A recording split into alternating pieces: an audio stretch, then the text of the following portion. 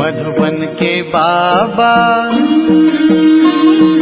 मधुबन के बाबा मुरली वाले, आपका क्या कहना, आपका क्या कहना। ओम शांति। आज 9 मई 2024 के साकार मधुर महावाक्य हैं। आज मीठे मीठे बाप दादा बोले, मीठे बच्चे, कड़े ते कड़ी बीमारी है किसी के नाम रूप में फंसना। अंतर्मुखी बन इस बीमारी की जांच करो और इससे मुक्त बनो। बाबा ने कहा, मीठे बच्चे, कड़े ते कड़ी बीमारी है किसी के नाम रूप में फंसना। अंतर्मुखी बन इस बीमारी की जांच करो और इससे मुक्त बनो। बाबा ने आज प्रश्न पूछा है कि नाम रूप की बीमारी को समाप्त करने की युक्ति क्या है, इससे नुकसान कौन कौन से होते हैं। और उत्तर में बाबा ने समझाया, नाम रूप की बीमारी को समाप्त करने के लिए एक बाप से सच्चा सच्चा लव रखो। याद के समय बुद्धि भटकती है, देहधारी में जाती है, तो बाप को सच सच सुनाओ। सच बताने से बाप क्षमा कर देंगे। सर्जन से बीमारी को छिपाओ नहीं, बाबा को सुनाने से खबरदार हो जाएंगे। बुद्धि किसी के नाम रूप में लटकी हुई है तो बाप से बुद्धि जुट नहीं सकती। वह सर्विस के बजाय डिससर्विस करते हैं, बाप की निंदा कराते हैं। ऐसे निंदक बहुत कड़ी सजा के भागी बनते हैं। ओम शांति। अभी बच्चे जानते हैं कि हर एक को वर्षा मिलना है बाप से। भाई को भाई से कभी वर्षा नहीं मिलता, और फिर भाई व बहन जो भी हैं उनको हर एक की अवस्था का पता नहीं पड़ता है। सब समाचार बाप दादा के पास आते हैं। यह है प्रैक्टिकल में। हर एक को अपने को देखना है कि मैं कहाँ तक याद करता हूँ, कोई के नाम रूप में कहाँ तक फंसा हुआ हूँ। हमारे आत्मा की वृत्ति कहाँ कहाँ तक जाती है, आत्मा खुद जानती है। अपने को आत्मा ही समझना पड़े। हमारी वृत्ति एक शिव बाबा की तरफ जाती है या और कोई के नाम रूप की तरफ जाती है। जितना हो सके अपने को आत्मा समझ एक बाप को याद करना है और सब भूलते जाना है। अपने दिल से पूछना है कि हमारी दिल सिवाय बाप के और कहाँ भटकती तो नहीं है। कहीं धंधे दौरी में या घर गृहस्थ मित्र संबंधियों आदि तरह बुद्धि जाती तो नहीं है। अंतर्मुखी होकर जांच करनी है। जब यहाँ आकर बैठते हो तो अपनी जांच करनी है। यहाँ कोई ना कोई सामने योग में बैठते हैं, वह भी शिव बाबा को ही याद करते होंगे। ऐसे नहीं अपने बच्चों को याद करते होंगे। याद तो शिव बाबा को ही करना है। यहाँ बैठे ही शिव बाबा की याद में हो। फिर चाहे कोई आंखें खोलकर बैठे हैं व आंखें बंद कर बैठे हैं, ये तो बुद्धि से समझ की बात है। अपनी दिल से पूछना होता है कि बाबा क्या समझाते हैं। हमको तो याद करना है एक को। यहाँ जो बैठने वाले हैं वह तो एक शिव बाबा की ही याद में होंगे। तुमको नहीं देखेंगे क्योंकि उनको तो कोई की भी अवस्था का पता ही नहीं है। हर एक का समाचार बाप के पास आता है। वह जानते हैं कौन कौन बच्चे अच्छे हैं, जिनकी लाइन क्लियर है, उनका और कहाँ भी बुद्धि योग नहीं जाता है। ऐसे भी होते हैं कोई का बुद्धि योग जाता है, फिर मुरली सुनने से चेंज भी होते रहते हैं। फील करते हैं कि ये तो हमारी भूल है, हमारी दृष्टि बरोबर रॉन्ग थी, अब उनको राइट करना है। रॉन्ग वृत्ति को छोड़ देना है। यह बाप समझाते हैं, भाई भाई को नहीं समझा सकते। बाप ही देखते हैं कि इनकी वृत्ति दृष्टि कैसी है।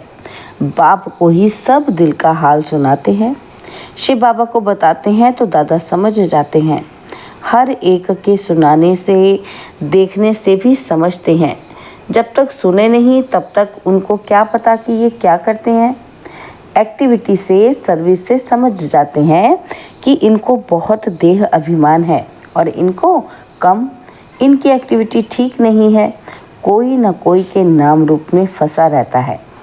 बाबा पूछते हैं, कोई की तरह बुद्धि जाती है? कोई साफ बतलाते हैं तो कोई कोई फिर नाम रूप में फंसे हुए ऐसे हैं जो बताते ही नहीं हैं, अपना ही नुकसान करते हैं। बाप को बतलाने से उनकी क्षमा होती है और फिर आगे के लिए भी संभाल करते हैं। बहुत हैं जो अपनी वृत्ति सच नहीं बताते, लज्जा आती है। जैसे कोई उल्टा काम करते हैं तो सर्जन को बताते नहीं, परंतु छिपाने से बीमारी और ही वृद्धि को पाएगी। यहाँ भी ऐसे हैं, बाप को बताने से हल्के हो जाते हैं, नहीं तो वह अंदर में रहने से भारी रहेंगे। बाप को सुनाने से फिर दोबारा ऐसे नहीं करेंगे, आगे के लिए अपने पर खबरदार भी रहेंगे। बाकी बताएंगे नहीं तो वह वृद्धि को पाता रहेगा। बाप जानते हैं ये सर्विसेबल बहुत है, क्वालिफिकेशंस कैसी रहती हैं, सर्विस में भी कैसे रहते हैं और कोई के साथ लटक के तो नहीं। हर एक की जन्म पत्री को देखते हैं और फिर इतना उनसे लव रखते हैं, कशिश करते हैं। कोई तो बहुत अच्छी सर्विस करते हैं, कभी भी कहाँ उनका बुद्धि योग नहीं जाता। हाँ, पहले जाता था, अब खबरदार हैं। बताते हैं बाबा कि अब मैं खबरदार हूँ, आगे बहुत भूलें करते थे। समझते हैं देह अभिमान में आने से भूलें ही होंगी और फिर पद तो भ्रष्ट हो जाएगा। पल किसी को पता नहीं पड़ता है, परंतु पद तो भ्रष्ट हो ही जाएगा। दिल की सफाई इसमें बहुत चाहिए, तब तो ऊंच पद पाएंगे। उनकी बुद्धि में बहुत सफाई रहती है, जैसे इन लक्ष्मी नारायण की आत्मा में सफाई रहती है ना, तब तो ऊंच पद पाया है। कोई कोई के लिए समझा जाता है इनकी नाम रूप की तरफ वृत्ति है, देही अभिमानी होकर नहीं रहते हैं। इस कारण पद भी कम होता गया है। राजा से लेकर रंक तक नंबरवार पद तो है ना, ये क्यों होता है इसको भी समझना चाहिए। नंबरवार तो ज़रूर बनते ही हैं, कलाएं कम होती ही रहती है। जो 16 कला संपूर्ण है वह फिर 14 कला में आ जाते हैं। ऐसे थोड़ा थोड़ा कम होते होते कलाएं उतरती तो ज़रूर हैं। 14 कला हैं तो भी अच्छा, फिर वाम मार्ग में उतरते हैं तो विकारी बन जाते हैं। आयु ही कम हो जाती है, फिर रजो तमोगुणी बनते जाते हैं। कम होते होते पुराने होते जाते हैं। आत्मा शरीर से पुरानी होती जाती है। यह सारा ज्ञान अभी तुम बच्चों में है। कैसे 16 कला से नीचे उतरते उतरते फिर मनुष्य बन जाते हैं। देवताओं की मत तो होती नहीं, बाप की मत मिली, फिर 21 जन्म मत मिलने की दरकार ही नहीं रहती है। यह ईश्वरीय मत तुम्हारी 21 जन्म चलती है, फिर जब रावण राज्य होता है तो तुमको मत मिलती है रावण की। दिखाते भी हैं कि देवताएं वाम मार्ग में जाते हैं और धर्म वालों की ऐसी बात नहीं होती है। देवता जब वाम मार्ग में जाते हैं तब और धर्म वाले आते हैं। बाप समझाते हैं, बच्चे अभी तो तुम्हें वापस जाना है, यह पुरानी दुनिया है। ड्रामा में यह भी मेरा पार्ट है। पुरानी दुनिया को नया बनाना यह भी तुम समझते हो। दुनिया के मनुष्य तो कुछ भी नहीं जानते। तुम इतना समझाते हो, फिर भी कोई अच्छी रुचि दिखाते हैं और कोई तो फिर अपनी ही मत देते हैं। यह लक्ष्मी नारायण जब थे तो पवित्रता, सुख, शांति सब थी। पवित्रता की ही मुख्य बात है।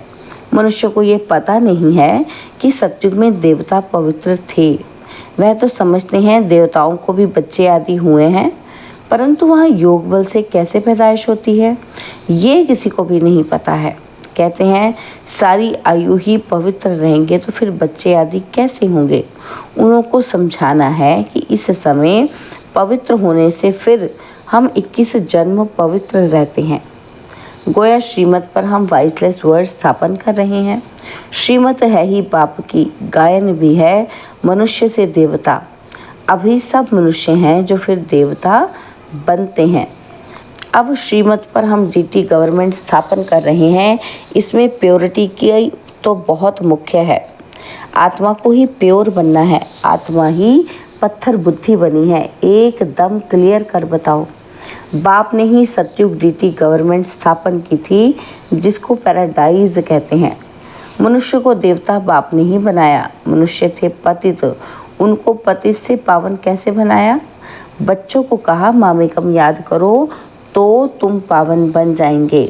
यह बात तुम किसी को भी सुनाएंगे तो अंदर में लगेगा। अब पति से पावन कैसे बने? ज़रूर बाप को याद करना होगा और संग बुद्धि योग तोड़ एक संग जोड़ना है, तब ही मनुष्य से देवता बन सकेंगे। ऐसे समझाना चाहिए। तुमने जो समझाया वह ड्रामा अनुसार बिल्कुल ठीक था। ये तो समझते हैं, फिर भी दिन प्रतिदिन पॉइंट्स मिलती रहती है समझाने के लिए। मूल बात है ही कि हम पति से पावन कैसे बने। बाप कहते हैं देख के सभी धर्म छोड़ मामेकम याद करो।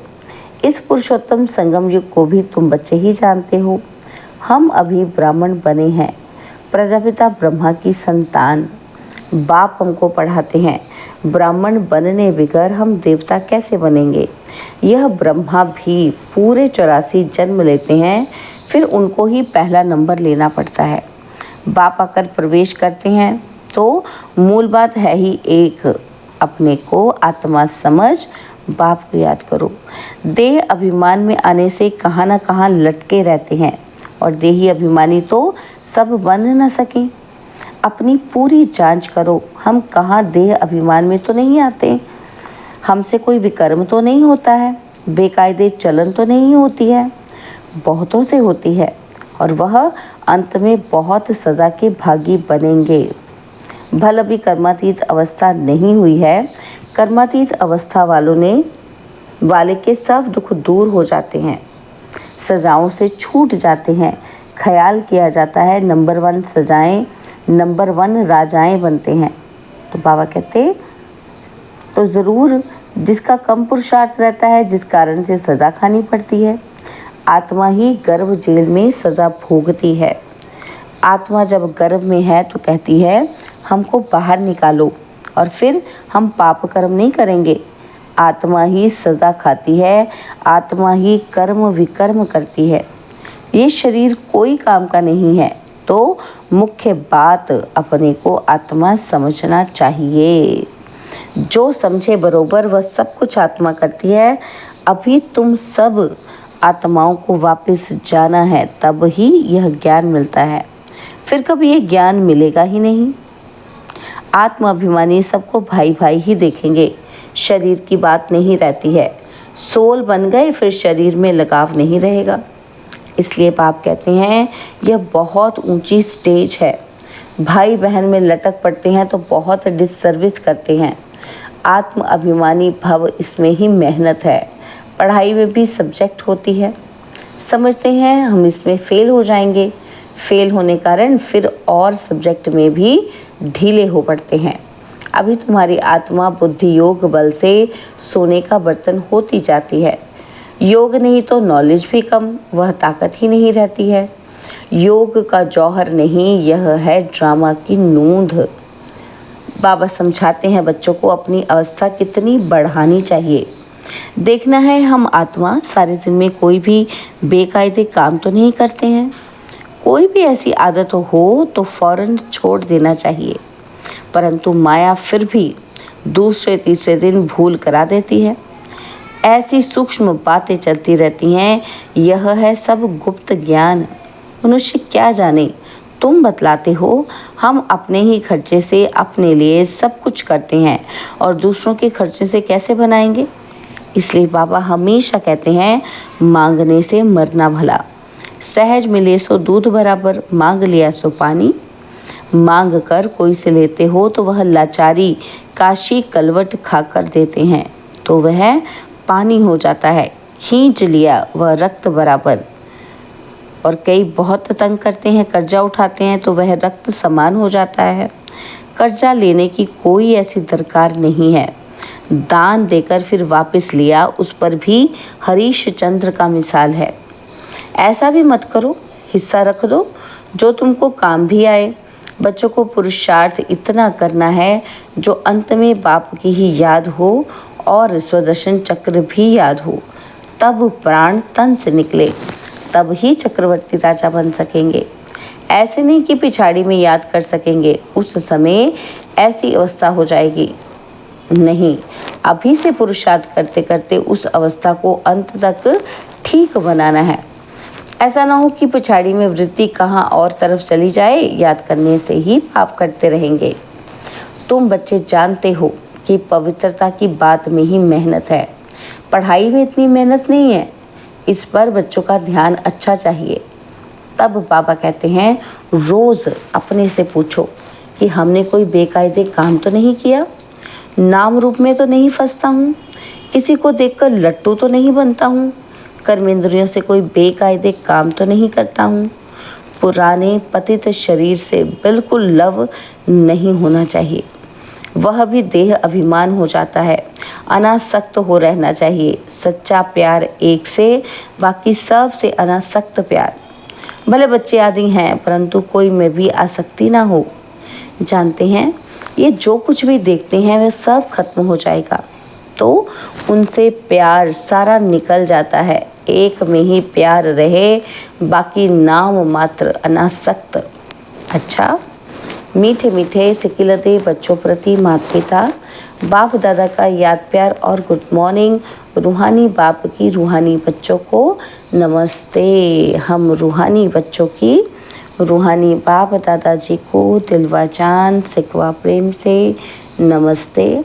ओम शांति। प्यारे बाबा, मीठे बाबा, मेरे बाबा, शुक्रिया बाबा, शुक्रिया बाबा, शुक्रिया। पहला पॉइंट है, अपनी वृत्ति को बहुत शुद्ध पवित्र बनाना है। कोई भी बेकायदे उल्टा काम नहीं करना है। बहुत बहुत खबरदार रहना है।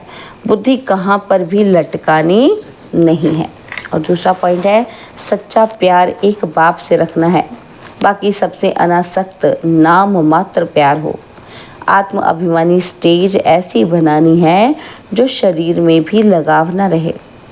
बाबा ने आज वरदान दिया, स्वराज्य के संस्कारों द्वारा भविष्य राज्य अधिकारी प्राप्त करने वाली तकदीरवान आत्मा भव। स्वराज्य के संस्कारों द्वारा भविष्य राज्य अधिकार प्राप्त करने वाली तकदीरवान आत्मा भव। बहुत काल के राज्य अधिकारी बनने के संस्कार बहुत काल भविष्य राज्य अधिकारी बनाएंगे। अगर बार बार वशीभूत होते हो, अधिकारी बनने के संस्कार नहीं हैं, तो राज्य अधिकारियों के राज्य में रहेंगे। राज्य भाग्य प्राप्त नहीं होगा, तो नॉलेज के दर्पण में अपनी तकदीर की सूरत को देखो। बहुत समय के अभ्यास द्वारा अपने विशेष सहयोगी कर्मचारी व राज्य कारोबारी साथियों को अपने अधिकार से चलाओ। राजा बनो, तब कहेंगे तकदीरवान आत्मा। स्लोगन है, सकाश देने की सेवा करने के लिए बेहद की वैराग्य वृत्ति को इमर्ज करो। सकाश देने की सेवा करने के लिए बेहद के वैराग्य वृत्ति को इमर्ज करो। ओम शांति।